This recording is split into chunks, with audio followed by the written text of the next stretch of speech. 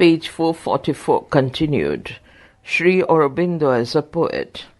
Sri Aurobindo is a poet, philosopher, poet prophet, and poet visionary par excellence in Indian English poetry. His early poems, Songs to Myrtilla, Myrtilla, page 445. Phaeton, Phaeton, O Coil, Coil, The Lover's Complaint, Love in Sorrow, Madhusudan Dat, etc. show the influence of English decadent poets and have little mystical and spiritual appeal, but they are remarkable for chaste diction, vivid image, and spontaneity of expression. Poems composed between 1900 and 1910 have streaks of mysticism and spirituality, which is suffused in his entire poetry.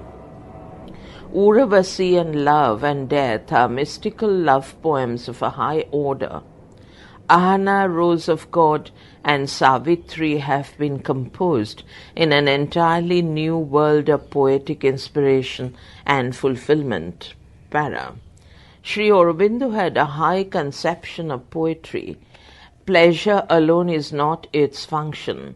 It aims at providing the, quote, inner imaginative pleasure, unquote, stop. Poetry stirs the soul with the deepest delight.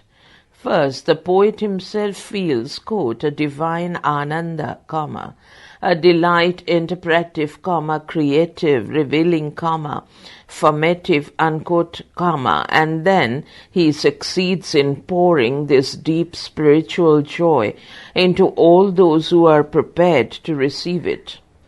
Quote, the delight, unquote, he remarks, quote, is not merely a godlike pastime, it is a great formative and illuminative power, unquote, stop.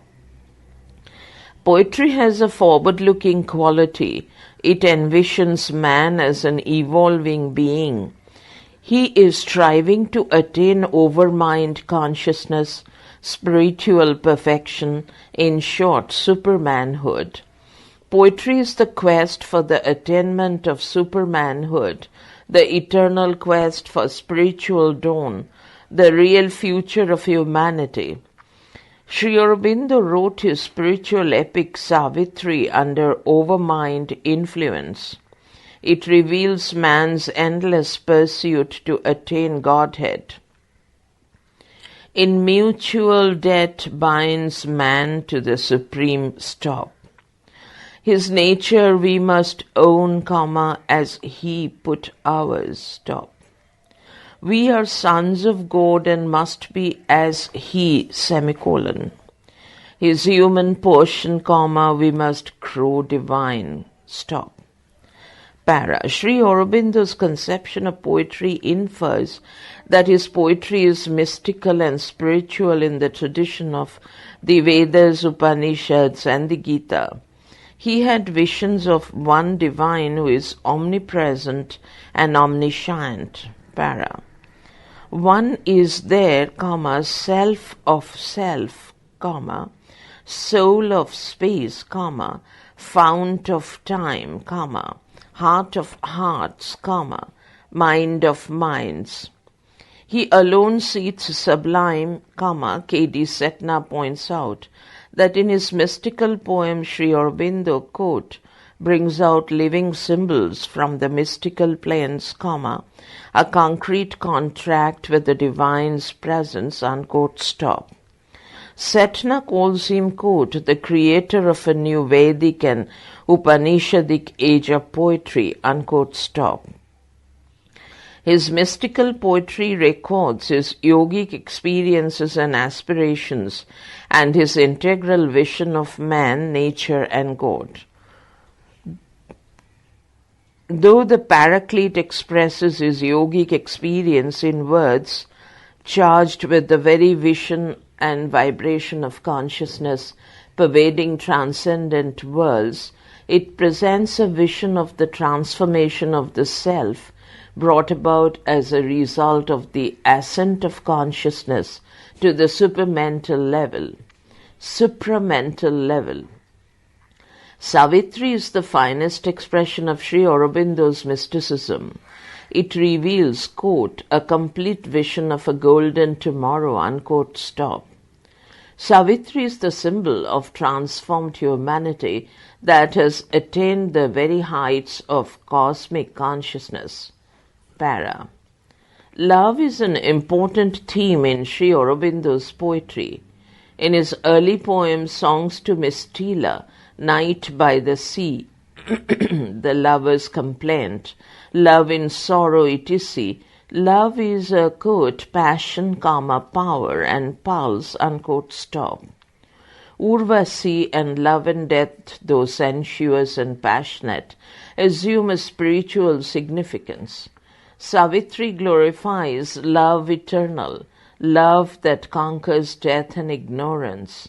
Savitri tells death, my love is not a hunger of the heart. My love is not a craving of the flesh, semicolon. It came to me from God, to God returns, stop, para. Love is a divine link between earth and heaven. Love conquers death. Savitri determines, quote, to change the earthly life to life divine, unquote, stop. Savitri and Satyavan return to earth to fulfill their mission.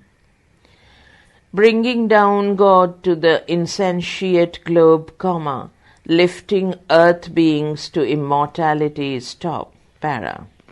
C.R. Das hailed Sri Aurobindo as, quote, the poet of patriotism, as the prophet of nationalism and the lover of humanity. Some of his poems, Baji Prabhu Vidula and The Mother to Her Son, are noticeable for expressing his ardent patriotism and love of freedom. There is a powerful undercurrent of nationalism in all his literary creations, both in prose and poetry. Para. Sri Aurobindo was a gifted and skilled poetic craftsman. He employed various poetic forms, lyric, sonnet, epic, and narrative form. He composed a large number of sonnets following the Shakespearean pattern. His famous sonnets are To the Cuckoo, Rose I Have Loved, Transformation, Nirvan, The Kingdom Within, The Godhead, Cosmic Consciousness, The Unseen Infinite, etc. Urvasi and Love and Death are his matchless narrative poems. Sri Aurobindo's poetic genius found its culmination in epic. His spiritual epic Savitri stands next to Milton's Paradise Lost as an epic. He employed blank verse with vigor and beauty, delicate artistry and sheer music. No other Indian English poet had shown flawless excellence in the use of blank verse before Sri Aurobindo. Page 446. In Urvasi and Love and Death, blank verse is musical and cadenced, sensuous and picturesque.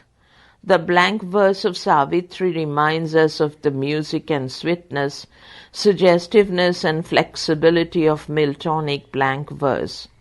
Sri Aurobindo's command over English is flawless and immaculate. His diction is suggestive, expressive and picturesque, vivid, precise and liquid. Symbols and images, though mystical, are remarkable for concreteness. Para. Sri Aurobindo, the lighthouse of the spirit, used the power of poetry for inspiring future generations. His epic, Savitri, says Premanand Kumar, quote, has poised an incandescent image to lead us from the darkness of suicidal inertia into the light of positive achievement, unquote, stop.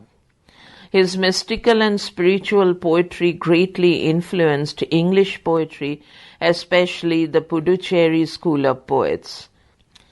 Para. Harindranath Chattopadhyay H. N. Chattopadhyay, the brother of Sarojini Naidu, was a dramatist, poet, actor, musician, mystic, Marxist, and revolutionary. He was a born poet. He began composing poems at the age of 8. He is regarded as distinguished a poet as Sarojini Naidu. His first collection of poems, The Feast of Youth, 1918, stormed him into popularity. His other titles are The Magic Tree, 1922, Poems and Plays, 1927, Strange Journey, 1936, Spring in Winter, 1956, Masks and Farewells, 1961, and Virgins and Vineyards, 1967. Chattopadhyay's poetry is, quote, mystical, stop. The Feast of Youth is full of Aurobindonian mysticism, stop. The poet experiences mystical joy in God and nature, comma, something of the direct God union, stop. His poem on Shiva has the typical stamp of Indianness. No unquote sign, para. Spring in Winter, 1956, is a collection of poems in which love is the cardinal element. The 209 lyrics in this collection have freshness, clarity, spontaneity, and authenticity of personal experience. They vividly record various moods of lover, moods of union and separation, joy and sorrow.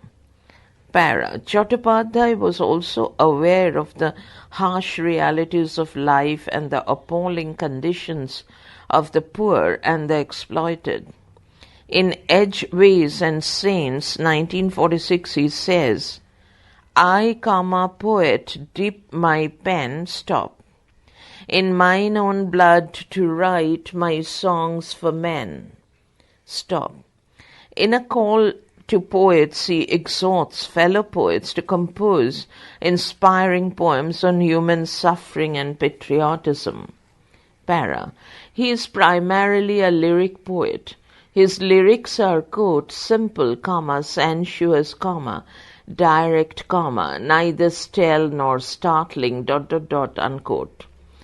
Some of his lyrics are, quote, gems of pure delight, comma, full of the joy of life, unquote, stop. His poetry is conspicuous for, quote, verbal and metrical felicity, unquote, stop. Other poets, the Aurobindonians or, quote, the Puducherry school of poetry, unquote, were influenced by Sri Aurobindo's overmined poetry and his poetic craftsmanship. S.K. Ghosh considers Sri Aurobindo as, quote, the poet's poet, unquote, stop. Nirud Baran's Sun Blossoms, 1947, K.D. Setna's Artist Love, 1925, comma, The Secret Splendor, 1941, and The Adventure of Apocalypse, 1949, semicolon. Nalinikanta Gupta's The Heights, 1944. Dilip Kumar Roy's Eyes of Light, 1948, and The Immortals of the Bhagavat. Anil Boran's Songs from the Soul, 1939. Punja Lal's Lotus Petals, 1943, and Rosary, 1946. Themis Poems, 1952. And Nishikanto's Dream Cadences faithfully echo, quote, the master Sri Aurobindo in theme and sentiment, comma, diction and imagery, unquote, stop. Para. Besides the Aurobindonians, other poets too attempted mystical poetry in pre-independence India. Their poetry is imbued with romanticism and is characterized by the use of clear and suggestive symbols and images. Brojendranath Seal's The Quest Eternal, 1936. K. M. Panikkar's The Waves of Thought, 1944. Anand Acharya's Show Birds, 1919, and Arctic Swallows, and J. Krishnamurti's The Immortal Friend deserve a mention. Sri Paramahansa Yogananda's Whispers from Eternity, a collection of prose poems, is a fine specimen of mystical poetry. Para. There were many poets during the Gandhian era, but no one could vie with Tagore, Sarojini Naidu and Sri Aurobindo. The great bulk of poetry during this period is mediocre. G.K. Chettu's Sounds and Images, 1921, The Temple Tank and Other Poems, 1932, and The Shadow of God, 1936, are full of promise and sincerity. Vijaya Tung's Do Not Go Down, O Sun, Furtado's Poems, 1901, A Goan Fiddler, 1927, Songs in Exile, 1938, and Selected Poems, 1942, deserve a mention. Furtado was, quote, the first Indian English poet to use Pidgin English, for comic purpose, unquote, stop. Indianized expressions abound in the old Irani. Armando Menzies' The Fund, 1923, The Emigrant, 1933, Chords, Chords, and Discords, Discords, 1936. Chaos and Dancing Star, 1940, and The Ancestral Face, 1951, are remarkable for scholarly touch, flawless craftsmanship, and structural beauty. Furtado, Furtado, and Menzies are the two Goan poets, page 447. V. N. Bhushan's Silhouettes, Moonbeams, Flute Times, Starfires, Enchantments, Horizons, Footballs and the Fat Ascent are noticeable for flawless expression and the Indianized expressions. Other works which deserve mention are S. R.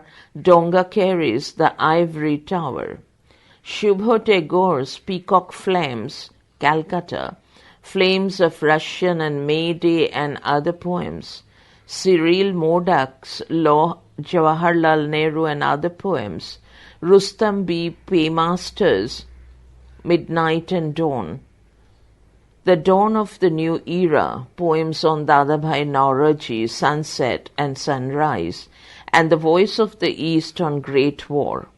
Sings The Sisters of the Spinning Wheel and Other Sikh Poems. Para. The new poetry, the new Indian English poetry began with the attainment of independence in 1947. The new poets got rid of the stigma of writing under English influence. The new poetry is not imaginative and romantic as was the poetry of the previous generation. It is remarkable for fecundity, originality, experimentation, and the vivid presentation of contemporary reality. Para. The Second World War anticipated the modern poetry. The harsh reality of the war, the political and economic uncertainties created a spirit of protest and resentment against the existing order in literature all the world over. The poets were disillusioned and turned away from romance to realism, from idealism to cynicism. Even the poets like Shahid Swaravardi, Manjari S. Ishwaran, P.R. Kaikani, and Krishna Shanglu, who began as traditionalists, started writing in the new style and evinced a change in both theme and technique. They are the poets of the transitional period. Para. The new poets of post-1947 period, quote, have been suddenly lifted from an exclusive to an extensive range of creative experience. They have been raised from a conservative to a cosmopolitan culture to confront the new shape of things and to acquire a new view of human destiny. The age has changed and requires a new change. This has largely been met by the poet, unquote, stop. The new poets discarded the influence of the Romantics and the Victorian and preferred Walt Whitman, T.S. Eliot, Ezra Pound, W.B. Yeats, W.H. Auden, Dylan Thomas, Alan Tate, and Wallace Stevens. The 8-point poetic manifesto presented in P. Lal's historic introduction to the Anthology of Modern Indo-Anglian Poetry, 1959, published by the Writers' Workshop, Kolkata, is a manifestation about the aims and objectives of the new Indian English poetry. The language of poetry must be, quote, vital, unquote, and it must deal, quote, in concrete terms with concrete experience, stop. The experience may be intellectual or emotional, but it must be precise, comma, lucidly and tangibly expressed, unquote, stop. Poetry must be, quote, free from propaganda, unquote, stop. Poetry must be open to experimentation, but, quote, excessive obscurity, comma, eccentricity for eccentricity's sake, comma, and perverse leg-pulling, unquote, must be carefully avoided.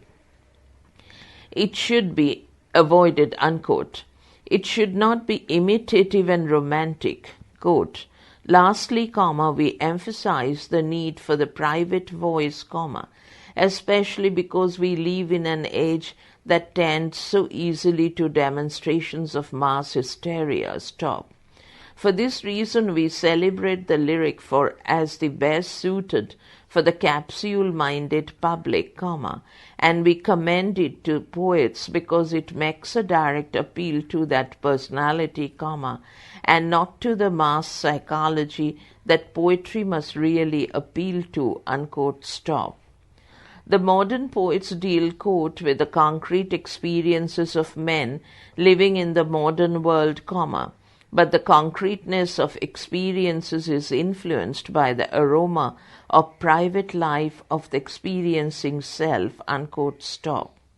The tension arising out of the poet's acute self-awareness and the restraint imposed upon it by the hostile environment is an important theme in the poetry of Nissim Ezekiel, Nissim, Ezekiel, comma, A.K. Ramanujan, comma, K.N. Daruwala, comma, O.P. Bhatnagar, comma, Jayant Mahapatra, comma, Kamala Das, and many others, para. Indianness is permeated in modern poetry. It is the inborn Indianness, the feeling of being Indian in the real sense, that has fascinated the modern Indian English poet. Tradition penetrates deeper and deeper into the poet's consciousness and influences his observations of the living present. The past thus runs into the present and shapes the future. Our racial traditions coming down to us from the Vedas, the Upanishads, the Ramayana and the Mahabharata, the devotional saint poetry, the great rivers and mountains of India, the treasure of Indian myths and legend, the memories of our racial or local history have shaped modern poetry. Para. Love, sex, and man-woman relationship are dealt with frankness and clarity in the poetry of Ezekiel, Kamala Das, Shiva K. Kumar, Jayant Mahapatra, and many others. Modern Indian English poetry is urban and intellectual. Para. It is noticeable for the deft use of the ironic mode. Almost all poets of this period deftly and subtly employ the ironic mode. The poets have evolved a distinct idiom to express their voice. Page 448. They have succeeded to nativize or Indianize English in order to reveal typical Indian ethos, sensibility, and situations. Para. Indian English poets have discovered their own voice and, in a limited sense, their Indian too. Post-independence poetry is no longer imitative. It has its own substance and idiom. It is no more an echo but a voice worth listening to. It has emerged as a distinct reality and has acquired an identity of its own. Para. Dr. Krishna Srinivas. Dr. Srinivas is a prolific and widely published poet. His poems have found place in several leading journals in UK and USA. W. H. Auden and T. S. Eliot appreciated his poems. In 1960, he started publishing The Poet, P. Capital, the International Poetic Monthly, which has been a constant source of inspiration to new poets. He has won international recognition. He has attended poets' meets in several countries. He was the president of the World Poetry Society Intercontinental. He was also the editorial consultant to international who's who in poetry, England and Cambridge. Poets and poetry lovers endearingly call him Krishna. Para. Krishna is one of the foremost mystical poets. He has given a new orientation to modern Indian English poetry, both in treatment of theme and technique. He is a poet with a mission. His poetic output consists of Dance of Dust, Maya, Everest, Beyond, Void, Sonnets. 5 elements: Shankara, Ramayan, Madhav, Christ, Muhammad, Vallalar, Mahavir, Tamil Vedas, etc. His entire poetry is mystical, metaphysical, and cosmic. Like Sri Aurobindo, he is the exponent of realizing supraconsciousness through poetry. His poetry exhibits his vast knowledge of Vedanta, Upanishads, Gita, Muslim philosophy, Christianity, history, geography, geology, astronomy, modern science, and many other disciplines. In his poetry, Krishna attempted to create a spiritual basis for mankind and cultivated an awareness of unity with all objects, both animate and inanimate. He exhorts mankind to create peace and harmony out of conflicts, wars, and restlessness, and to establish order out of chaos. In Dance of Dust, he says, "In that great annihilation, a lasting paradise will spring." Para. In his 7 epic poems on Shankar, Ramanuja, Madhav, Vallar, Mahavir, Christ, and Muhammad, Krishna emerges as a pioneer of hagiological poetry. Hagiological, para. Krishna is a gifted poetic craftsman. As the creator of short epics, he is unique in Indian English poetry. His entire poetic output is multidimensional and epical in perspective. Quote, "Krishna is an epic genius," unquote, writes R.K. Singh, quote, condensing and recreating in his poems the profound knowledge and wisdom of all people and all ages for the people everywhere today. Stop. It is through the poems of short length readable at one sitting that he creates subtle epic effects, unquote, stop. Krishna's language is forceful, majestic, stately, vigorous, sonorous, musical, and highly condensed. His word coinages, the use of Aurobindonian diction, and scientific terminology contribute to the beauty of language. His images and symbols are both auditory and visual. Para. Mahananda Sharma. Mahananda Sharma, an internationally recognized poet, has composed Flowers and Buds, a Rudraksha Rosary, and other poems 1987, Scattered Leaves, a Spiritual Warrior 1991, Divine Glimpses, Gushing Streams, Flowering of a Lotus, and Autumn Strands 2004. Para. Sharma is a poet innovator in Indian English poetry in the sense that he deftly employs the epic medium to express modern sensibility in modern idiom. His poetry is sublime, soul-stirring, educative, original, and mystical. A Rudraksha rosary and a spiritual warrior are memorable epics, which are noticeable for catholicity of appeal and cosmic consciousness. The former is an epic on Lord Shiva, and the latter on his court, the poetical saga of the exploits of Bhishma, unquote, stop. Both these epics are sublime, grand, majestic, and cosmic. The treatment of theme is epical, Miltonic, classic, and imaginative. His imagery is original, evocative, exciting, and startling. It is conspicuous for the reinterpretation of an ancient theme in modern national and international context. In the foreword to A Rudraksha's Rosary, Robert A. Hall, Sr. rightly observes, quote, Dr. Sharma's retelling of the stories of Lord Shiva's exploits brings new life to the age-old mythology, reinterpreting it in the light of modern civilization and geography, unquote, stop. In A Spiritual Warrior, the poet vividly depicts the inner struggle between Bhishma's soul on the one hand and the temptations of sex, power, self, and near and dear ones on the other. Para. Sharma's poetry is mystical and spiritual.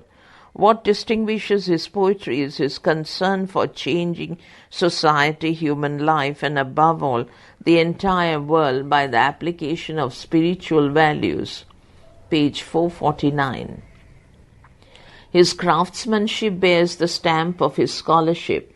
He employs Miltonic blank verse with delightful ease, confidence, lucidity, and vigor in A Rudraksha Rosary and A Spiritual Warrior. In these two epics, he, quote, recreates the aesthetic of Indian mythical imagination with such visionary success that it defies the constraints of English language and bends it to a nearly perfect native use and culture, unquote, stop. Sharma's imagery is, quote, as luxuriant as the natural vegetation of India itself, unquote, stop. Sharma's latest collection of poems entitled Autumn Strains reveals his personal life and experiences, especially in To Poesy and the World, Reminiscences and Contentment, The Final Test, and To My Wife. These poems are remarkable for the impersonalization of the personal, which is akin to, quote, the negative capability, unquote, which distinguishes Keats' poetry. The deft use of Shakespearean sonnet into Poesy and the World, shining masks, exhortation to the poet, to my spirit in old age, why fear the storm, exclamation, and dilemma of age and resolution is a memorable contribution to Indian English poetry. Para. Nissim Ezekiel. Ezekiel, a man of varied interest, was the professor of English in Mumbai University. He was a professor at Leeds University in 1964, and in 1974 he was an invitee of U.S. government under its International Visitors Program. In 1975 he went to Australia as a cultural award visitor. Although his interests and occupations were varied, his primary interest was poetry. His poetry collections include A Time to Changes 1952, 60 Poems 1953, The Third 1959, The Unfinished Man 1960, The Exact Name 1965, Hymns to Darkness and Latter-day Psalms. He also edited an Emerson Reader, a Martin Luther King Reader, Indian Writers in Conference and Writing in India. Para. Ezekiel is the great Indian English poet in modern age. He has attained a very high place in the world of poetic art as a poet of international standard. He may truly be called, quote, the barometer of modern India's literary atmosphere, unquote, stop. As a poet and critic, he is a trendsetter. He has tried to establish certain literary norms. He condemns mediocrity and, quote, narcissistic attitudes in poetry, unquote, comma, quote, Asiatic vague immensities, unquote, comma, and the philosophical abstractions which characterize Sri Aurobindo's poetry. Ezekiel points out that poetry should be simple and clear, and poetic images should be concrete and suggestive. Communicative efficacy and audience consciousness are the hallmarks of great poetry. What he admires most in poetry is, quote, controlled flow, comma, not a surrealistic eruption, comma, nor a trance, comma, nor aesthetic dexterity, but poetic reasonableness, unquote, stop. Ideas are essential for poetry. It brings new ideas emotionally alive in new contexts. Para. Ezekiel's poetry is the discovery of self, the identification of his self with his environment. William Walsh thinks that Ezekiel's poetry is, quote, the honest saga of self-discovery, unquote, stop. In his poem, Something to Pursue, he clearly says, that I may see myself no longer unresolved, stop, but definite as morning. Para. Despite his Jewish background, Ezekiel shows no feeling of alienation and rootlessness in his poetry. He has achieved complete identification with his environment, as is evident from the careful study of his poems, especially Island, comma, Minority Poem, comma, India Case Study, etc. Mumbai in Ireland reflects, quote, precisely the growth of my mind, unquote, stop. He emphatically says, colon, I cannot leave the island. I was born here and belong. Para. Quote, India, unquote, comma, he says, comma, quote, is simply my environment, unquote, stop.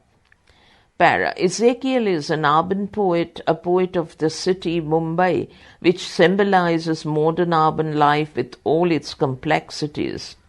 A Morning Walk in India, comma, background, casually, are his main poems dealing with the theme of urbanity.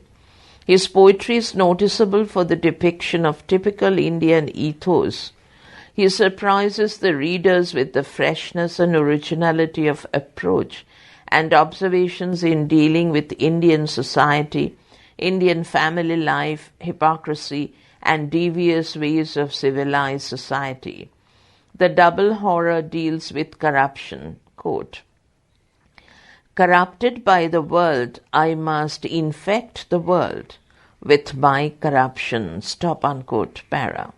In poem after poem, he effectively depicts the poverty, the squalor, the anguish, and the irony of Indian existence. A single death, entertainment, the railway clerk, the guru, healers, Ram Rajya, the truth about the floods, and the Night of Scorpion are some of his memorable poems on Indianness. Ezekiel is the first modern Indian English poet to express modern Indian sensibility in a modern idiom. Para. Love, sex, and man-woman relationship are the major theme in Ezekiel's poetry. He deals with sex, frankly, in an affair, comma, situation, comma, love song, comma, scripture, comma, the third, comma, the behavior of lovebirds, comma, night and day, etc. Page 450. He accepts sex as an important factor in human life. He states the naked truth about it, colon, quote, it is much better to do the act than to daydream, unquote, stop. Ezekiel's poems on sex and love show the growth of poet from one stage to the other. He describes frankly from a time to change to latter-day psalms, his journey from lustful passion to serene feelings of love. Man-woman relationship, which is most vital of all societal relationships, has been dealt with brutal frankness, humor, irony, and realism in Ezekiel's poetry. Para. Ezekiel is a gifted and skilled poetic craftsman. What distinguishes Eel's poetry is artistic correlation between thematic content and technique. He has evolved, quote, mild, emphatic delivery, comma, a matter of cool diction, comma, moderate metaphor, comma, of syntax rather than music, unquote, stop. His poetic craftsmanship is purely modern by virtue of the austerity of his art, lucidity and succinctness of language, evocativeness of diction, suggestiveness and impressiveness of imagery, an unfailing sense of wit and irony, thematic contemporaneity, and total want of vagueness and obscurity. Ezekiel's poetry has, quote, the clarity of a polished glass, unquote, stop. Para. Ezekiel's place in Indian English poetry is permanent and secure. His greatest contribution lies in modernizing poetry, in giving it theme and technique in consonance with the spirit of the age. He, for the first time, brought an urban touch to poetry and with the help of irony and mild satire exposes the evils of urban society. Commenting on Ezekiel's abiding contribution to Indian English poetry, Shashi Iyer says, quote, Ezekiel, of course, has been a kind of lawgiver to the young poets writing in Indian English tradition. He has taught them to avoid sentimentality, looseness of structure, and abstract sublimities, which all seem to be peculiarly Indian traits. Stop.